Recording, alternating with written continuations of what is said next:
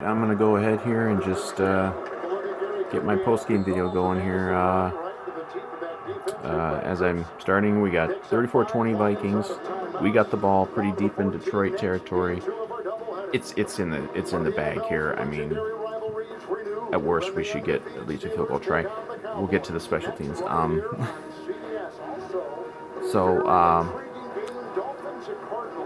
Another amazing Dalvin Cook game. He got 200 yards on the ground. Had a couple big not screens, but a couple really good pass plays with him.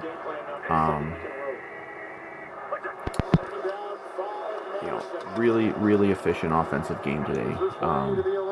Like first couple drives, they just went down, scored, Cook touchdown run, and Irv got a touchdown. He's gotten 2 today, short ones, but I mean, those count.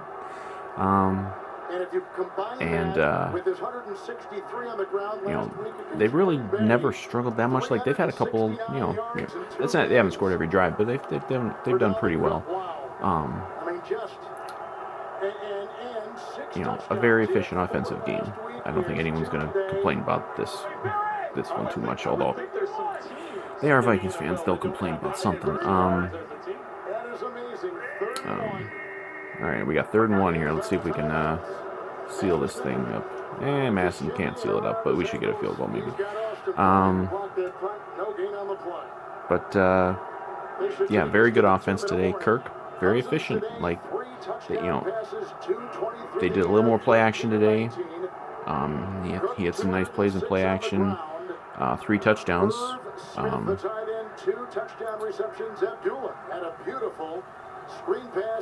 maybe 2 touchdowns. No, I should have checked this. I always forget to check the stat lines right before I do this. You got 2 to Irv, and somebody might not have got 1.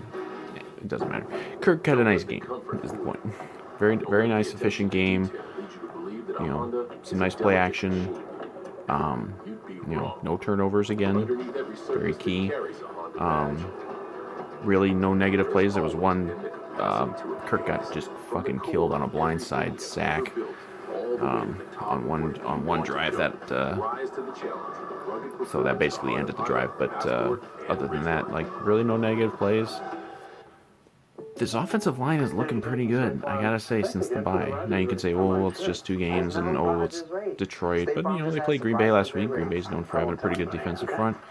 Offensive line's looking good since they put Cleveland in there. Now, he was in there against Atlanta, and that was a terrible game. But now they've had the bye. They seem to have figured it out pretty well with the offensive line. They're at the very least, they are looking competent, which, is all you can really. It's all you can really ask for. It's all we really need to have a really good offense. Because we've got the other stuff.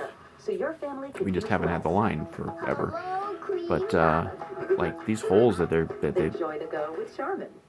some of these holes that they've been breaking open for Dalvin today, and even Madison here late has had some holes that have just been enormous. Like, when you can build holes like that, and you got running backs like we got, and obviously we got the best one, and Dalvin Cook is the best running back in the NFL right now. I am not listening to any of this Derrick Henry crap. No offense to Derrick Henry, but he ain't Dalvin Cook. Dalvin Cook is amazing, and this is just adds to his resume. But when you got a line that can burst open holes like they've been doing the last couple games now, boy, Dalvin stays healthy. He's gonna have a shot, even having missed a game at having like close to 2,000. Like he's gonna have a shot. And we don't play a lot. We got some bad defenses. Hell, we got to play Dallas right rest of the way. But and we'll have a test next week because we face our nemesis, the Bears. But just an amazing couple of games here from Cook. And we're going for it here. 4th and 1 at the 2-minute warning.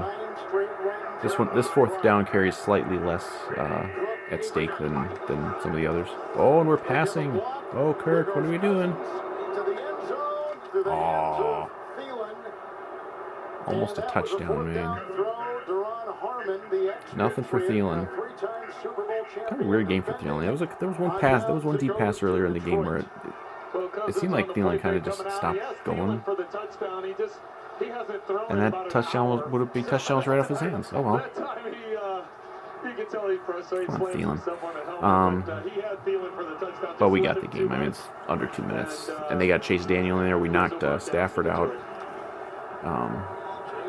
Not intentionally. It was just he kind of took a knee to the side of the head, and they took him out. They put him in the tent, and they took him to the locker room, so he probably got a concussion. And Chase Daniel's been in there since. Everyone's all scared. Oh my God, it's Chase Daniel. He got like one touchdown on us last year. Okay, calm down. But yeah, back to the offense. Very efficient day. Cook amazing. He had one where he housed it. I can't wait to hear the radio call for PA. I'm sure that was just and he's loose. I'm sure that was just one of those classics. But yeah, amazing day from Cook. Nice efficient day from Kirk. A couple touchdowns for Irv. Best offensive part of the game. Right before the half, they get the ball back. Detroit scores. It's 13-10. We got about a minute and a half to go. And we ran just about the most perfect 2-minute drive I have ever seen the Vikings run. They didn't even have to use two of the 3 timeouts they still had. They did it so well. They hit the sidelines. Just very efficient. And then Kirk dropped one to Amir Abdullah, of all people, who ran in from like 20, 25 yards out. Just a perfect 2-minute drive. Like, it was an absolute thing of beauty. And it was more satisfying because everyone was complaining right before that about how terrible Mike Zimmer's clock management is. You fans, I swear to God. And it was just perfect. And it was 2010, and they've really never looked back at it. It was 34-13. Now it's 34-20. They've kind of just pulled away. Defense, hey, again, they're playing really, really shorthanded. And obviously now, like, a chunk of this second half, they've been playing against Chase Daniel, not Matthew Stafford. But part of the reason why they've had this lead is because they were very good against Matthew Stafford. They picked him off. Eric Wilson picked off Stafford deep in Vikings territory, and then Kendricks picked him off in the end zone. And they got after him. They got a few sacks on him. They were very, very good today. Not world beaters. I mean, I think given the opponent, you would have to say last week they were more impressive overall. But hey, they got some turnovers. Harrison Smith got a pick off of Daniel. Very, very good. Like you really cannot ask for more from this defense right now with all the shorthandedness that they've got out there. Because again, they were really, really shorthanded in the secondary again today. Chris Jones was like one of their main guys today. Like, who the hell is that?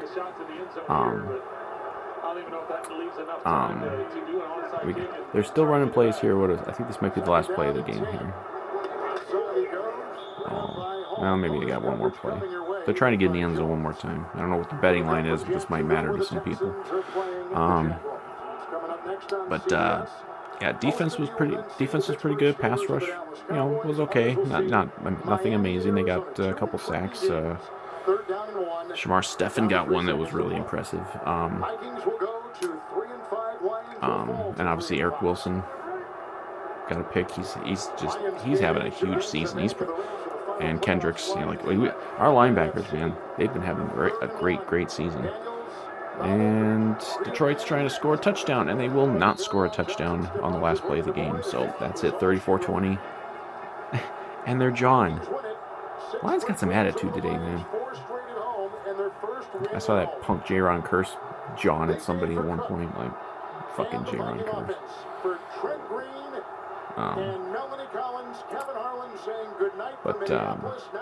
So that's the game. So we're 3-5. We're crawling back into that playoff picture. We'll get to that. Oh, now I get to narrate bonus coverage of Houston-Jacksonville. That's a big game.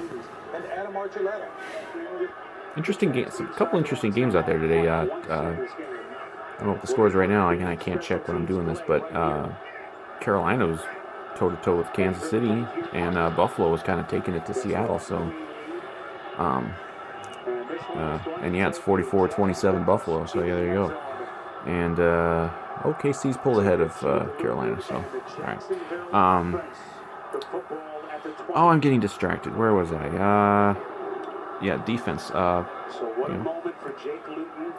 They've hung in it. Like Matthew Stafford is I think a fairly underrated quarterback, and we handled him pretty well today. Jeff Gladney played really well. Gladney's good, man. Gladney is good. He's gonna once he really is. If he could have like a regular off season, no season, everything like preseason, like he's gonna really be good. I have no doubt he's gonna be a terrific player.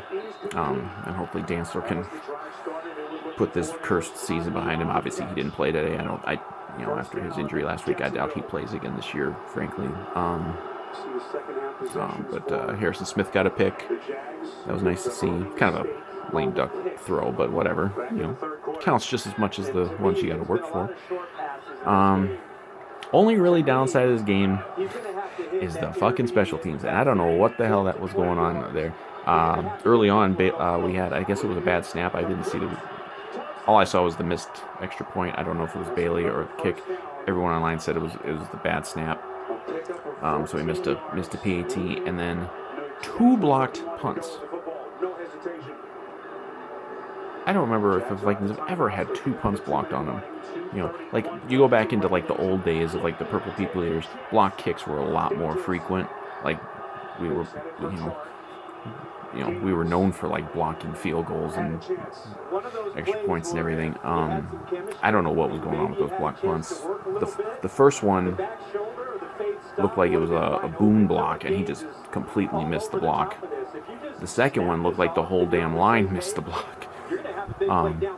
My theory, my conspiracy theory on the second one is they were doing that so the game would get a little close again, and they would have to put Cook in so he could get to 200 yards. That's what I'm going with. And then of course the next drive, Cook is in there, and first carry gains like 12 yards and puts him over 200 yards. So it worked. It was like a very good strategy on the part of the Vikings special teams today to get Dalvin Cook that last shot at 200 yards. That's what I'm going with. But weird game for the special teams. Like KJ Osborne, boy, he's a disappointment. I don't know. He doesn't even seem fast. Like I know kick returns are like a very secondary thing in the NFL. They're kind of an afterthought. But he was supposed to be like really, really fast, like, and he just looks like an ordinary guy out there when he's returning kicks. So we'll see what if that ever progresses anywhere. But like they were good. They were so good today on the other parts of the game that you get 2 block punts and it didn't matter. It was just like you can laugh at it. So 2 wins in a row in the division, in the conference, and I did look this up before starting this. At worst, the Vikings are going to finish the day 2 games back of a playoff spot.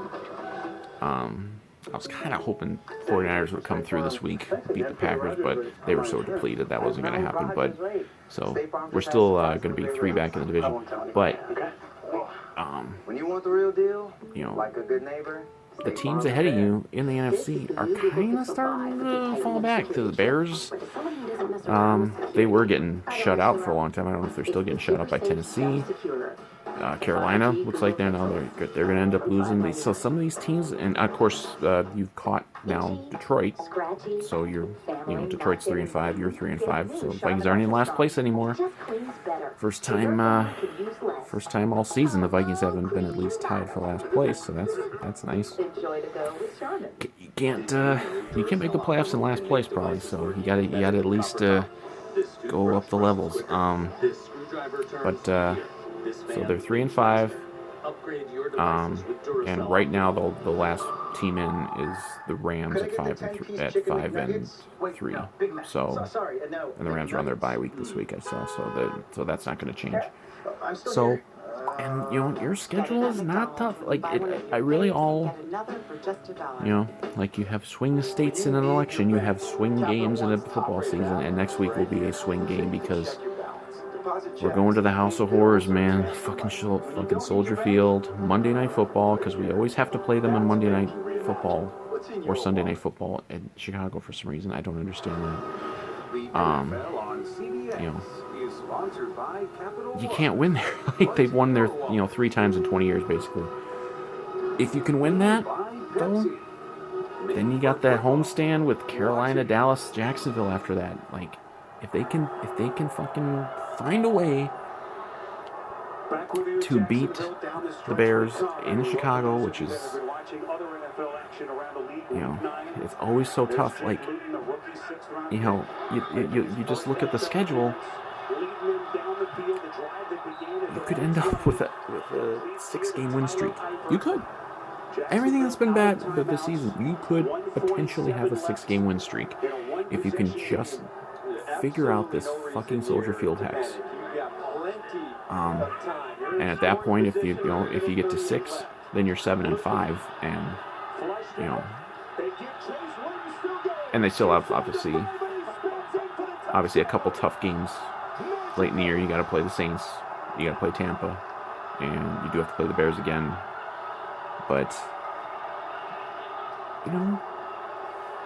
look, the Tank Nazis have to give it up at this point because we've won 3 games now, so we're not going to be getting the draft pick that you want. So it's time to just give up that silly dream and just hope that we can make a playoff run. And maybe we can, because I tell you, if this offensive line blocks like they've been blocking, obviously Cook's not going to run for 200 yards every game, but he's going to run for a lot of yards considering he's the focal point of the offense. It's still unlikely. It's still very unlikely. I don't know what the percentage would be. I think I saw something like they had like a 20% chance maybe of the playoffs coming into the week, but that's going to have gone up. I gotta think. Just winning a game means that's going to go up.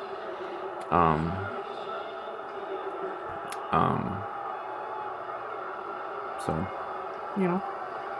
and I know everyone's going to say, oh, it's just the Lions. Well, Lions have been a pesky team on us for a long time. Like, the Lions have screwed up a lot of recent Viking seasons by beating us once or twice. So, you got to win the games in front of you. And, I'm going to say it again. I don't understand that Atlanta game. Where did that come from? This team if you take that Atlanta game out, this team has played very well since those first 2 games of the season. And they're 3-3 since the first 2 games of the season. So, I'll never understand that Atlanta game, and that might be the clunker game that cost them a chance at the playoffs later on. But for now, hey, all signs pointing north.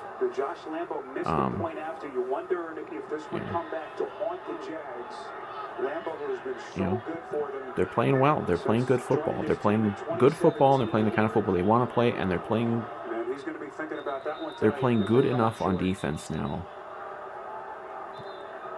And, next week you're facing Nick Foles, and I know what Nick Foles did to us in the NFC Championship game. I assume Foles is going to still be starting. But, like, he ain't playing like he played then. Like, I kind of bought into the Foles mystique here and was like, as soon as Foles got in there, I was like, okay, that's going to be, they're going to win the division. But looks like Green Bay is going to run away with the division now. But you don't worry about Green Bay. You just worry about maybe trying to get one of the wild cards, and they got a shot. I mean, you're still going to need 1 or 2 of those teams that are ahead of you to kind of fall apart maybe. So, the Rams are the closest team you're shooting for right now, but you've also got, the Bears are still ahead of you, and the Cardinals are still ahead of you, and whoever loses tonight, Saints Bucks, that's going to be a team that's going to have 3 losses. So, I mean, the 49ers are falling apart now, so I don't think they're going to be as much of a threat. Like, you got a shot. You certainly got a better shot than you did, 2 weeks ago. And, like, why not? Like, let's go for it. Like, we've seen this team play very, very well this year, most of the time. I mean, a couple really close losses against really good teams, and a couple clunkers, or 3 clunkers, but when they've played good football, like when we've seen them play the football that they want to play, they are a good team. They are a playoff level team, and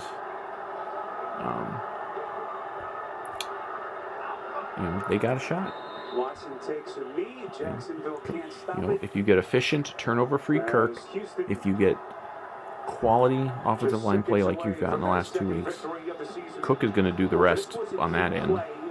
And if the defense just hangs in there, and hopefully, I mean, it seems like it's never going to happen that they have any better luck with their cornerback injury depth, because Dan out, Hughes out, Fields was out. Like,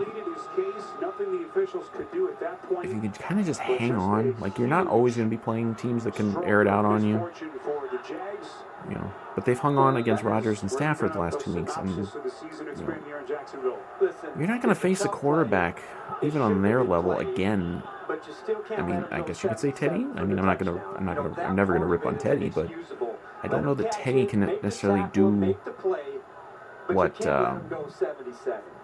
Of course, I say that, and they put up 30 on the Chiefs, but I don't know if that was all Teddy or not.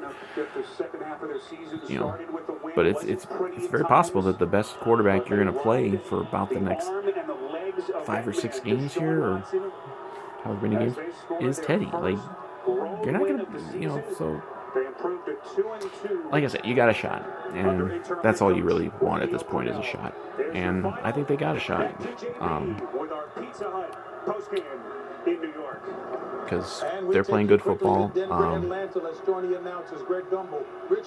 Zimmer, I think Zimmer is having one of his best seasons as a head coach. And I know people are going to say, "Oh, that's ridiculous. They're 3-5."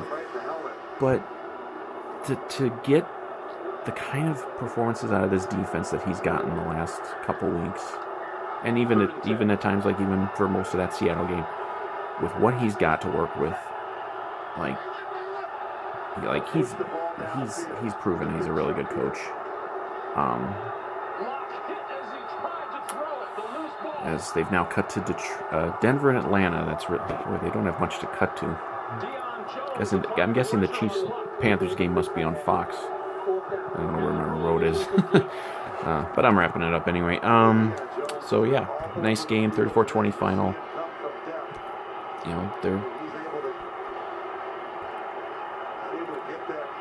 We're sitting here early November, and they got a chance to have us have a pretty relevant December, and that looked impossible a couple weeks ago. So all we can do is wait for the next game.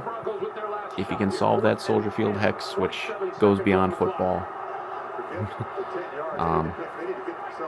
a lot of stuff's going to open up for the Vikings for the remainder of the season. So hope we can get that done next week. But nothing else. We can enjoy the day. I'm going to go out and enjoy some of this nice weather. So, skol.